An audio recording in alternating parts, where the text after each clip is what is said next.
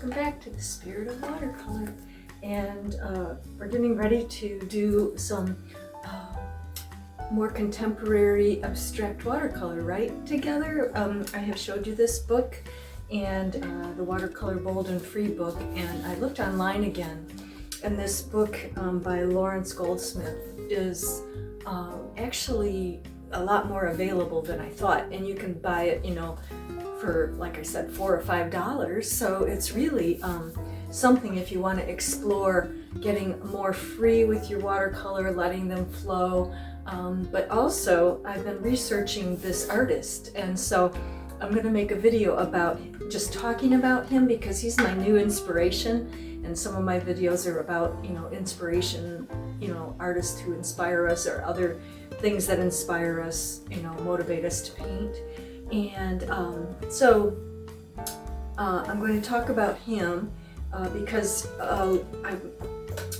he's in this book quite a bit, and his own work plus other artists as well that he studied, I believe, with. And so we will take one of these experiments, the 64 experiments, and I'm going to go to the table and we're going to try one of them. And as I've showed you in the book before, some of these examples, the one that I seem to always fall upon is this one here.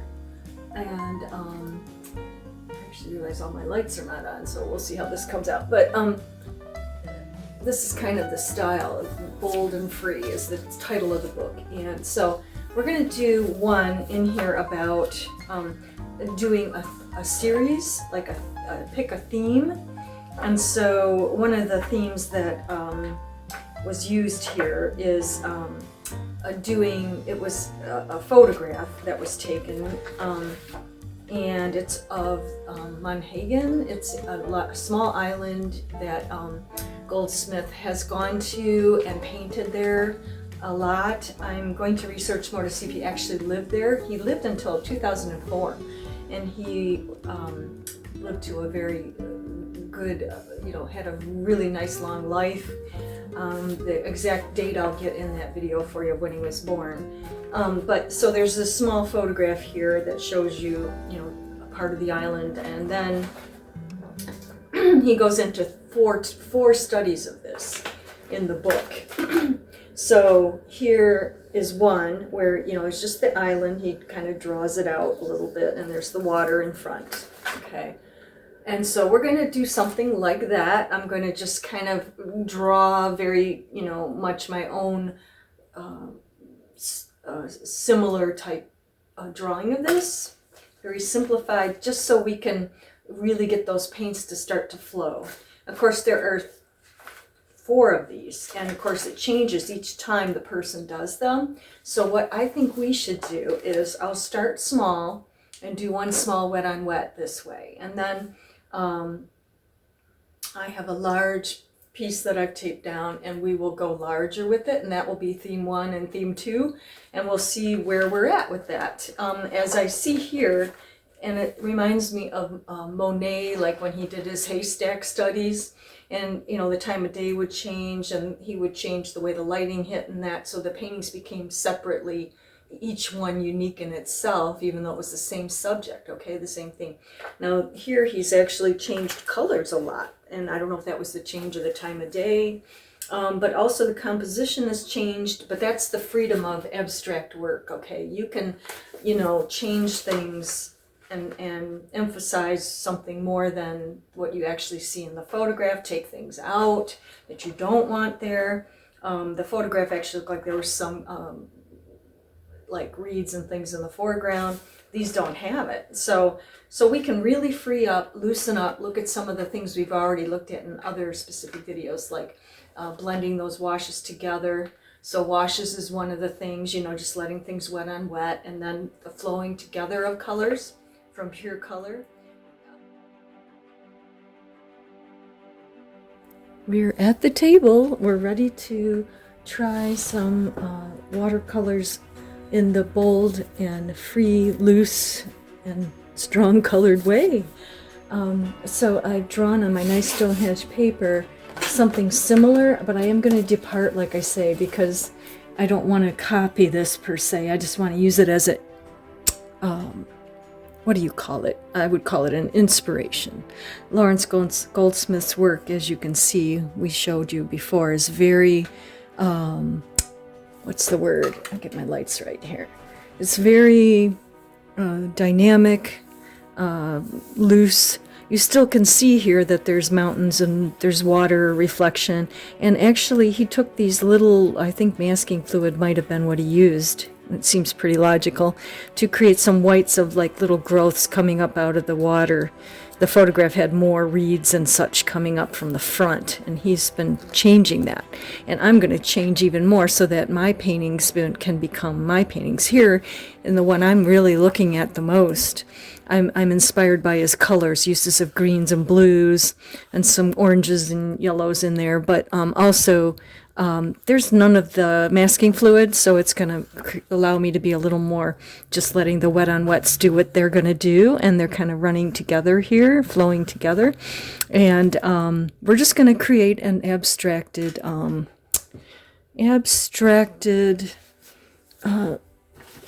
hilly landscape. I did take my, like we talked in the sketchbook, you look at my sketchbook video, I'm using this Strathmore just as a guide. I just basically drew the shape of the hills, that's it, on here, so I can just experiment a little with the colors and make sure that I'm getting on my paper what I want. I'm not worried. This is a different way I use my sketchbooks. There's always something a little that I haven't mentioned maybe in my videos, but will come up in my demonstrations. So you will probably get it all eventually if you just do the demonstrations. You're going to get a little bit of tips and tricks in there. Okay. All right. So I've sprayed my palette. I always do that, and I can spray my paper if I wish, or I can wet on wet it, which is the way I like to do it. And again, looking at his photo, you know, there's not much going on in the sky at all, maybe a few little clouds. In fact, in that one I'm looking at, there isn't anything in the sky because he brought the horizon line up so high, which I like, and that's something I am doing here. The horizon lines are going to be way up here as opposed to in the middle, which is not very interesting anyway in a landscape. You can either go lower, you know, or you can go higher. You know, you can make it like this where it's kind of the hills are going up and then down a little. Okay, that's kind of something I like. I don't like it to be completely symmetrical all the time. Sometimes that's what you want to do. Everything is okay. All right, so that is wet up there, and I'm going to do the same over here. Oops, got my paper wet on the bottom there. I'm just going to wet my actual lovely Stonehenge paper as well. This is on a it's a block, and it's incredible paper, and it's 300 pound and quite affordable considering. I didn't realize I ordered that much 300 pounds, so I'm just free to use it here, and these are small pads.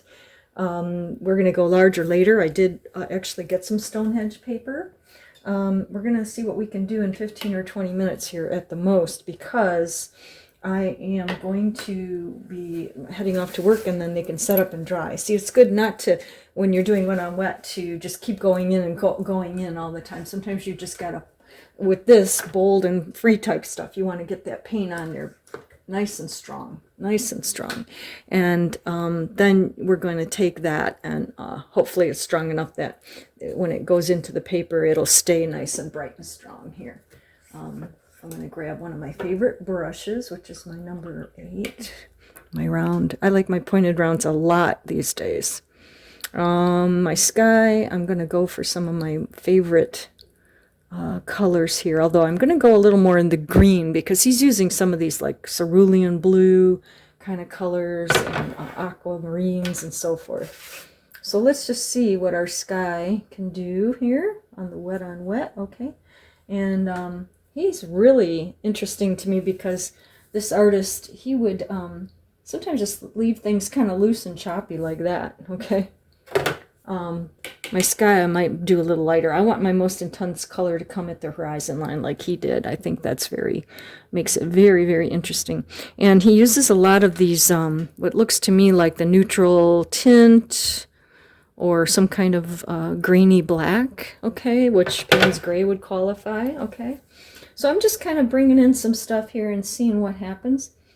And down here, I might do some wet on dry because I really would like to see, and he's got some little tree things happening, and I would like to see what happens if I do that. Okay, just bring that in and then kind of do the graduated wash down here where it kind of flows, okay, and I'm starting to see my, isn't that lovely? And this is just my, I shouldn't say just, because Strathmore paper is pretty awesome.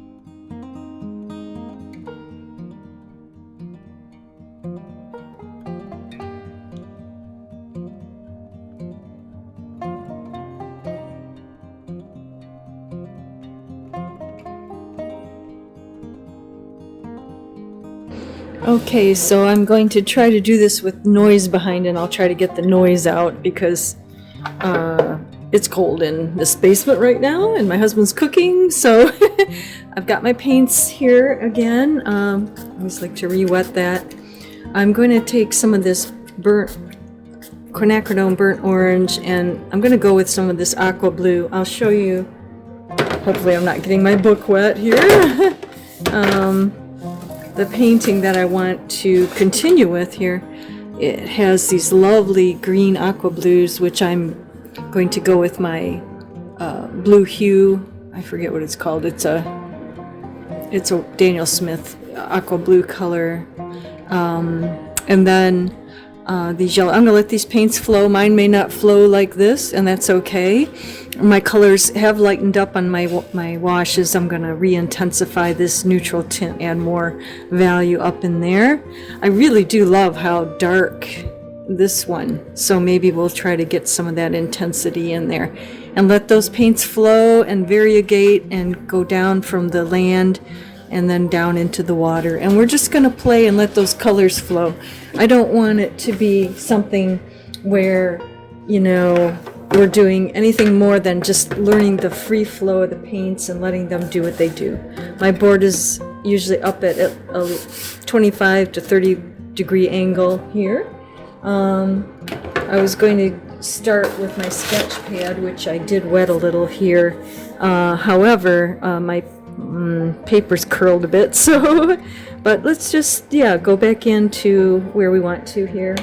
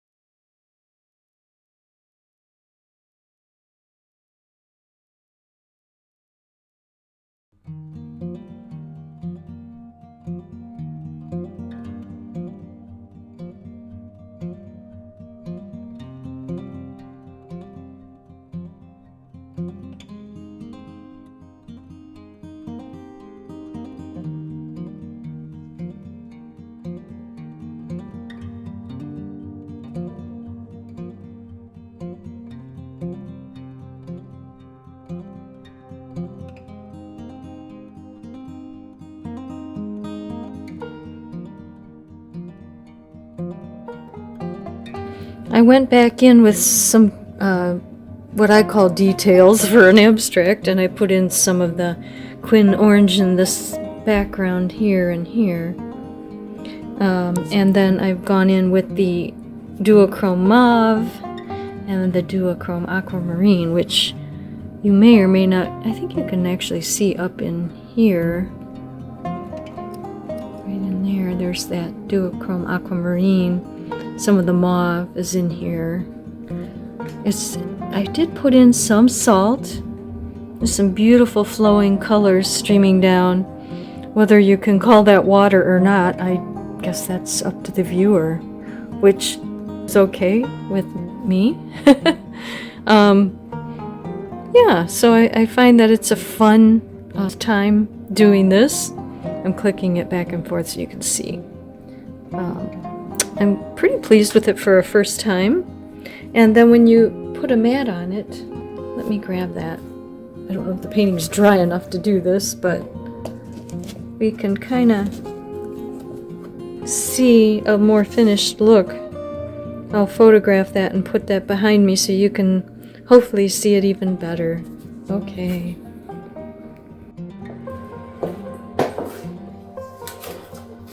So I hope you enjoyed that demonstration. I moved it on fast speed, but I'm sure you could see me laying in those colors and washes on the wet and wet.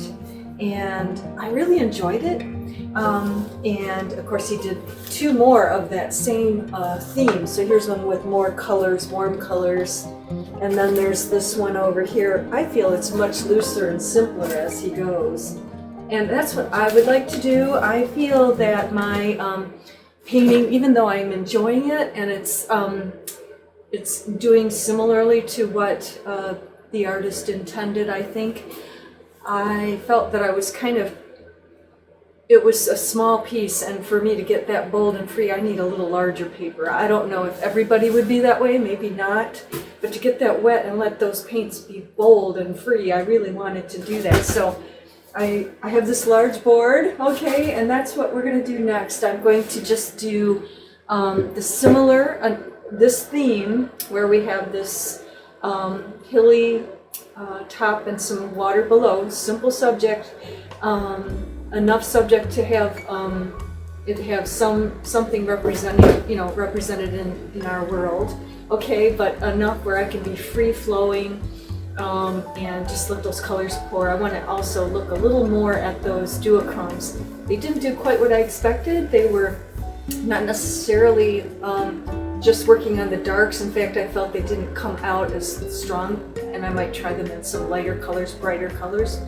So that's what we're going to do. So thank you for watching. Let me know what you think of this video and of this kind of watercolor paintings. Whether you want to do these kind or you want to, stick with the more traditional or more realistic. I mean, I just like to know what people are more interested in doing so that it can help me to think about where I'm going with sharing my watercolor techniques, tips, and tricks with you. Thanks for watching. Keep the spirit going, keep your life rich and flowing with color and life and joy.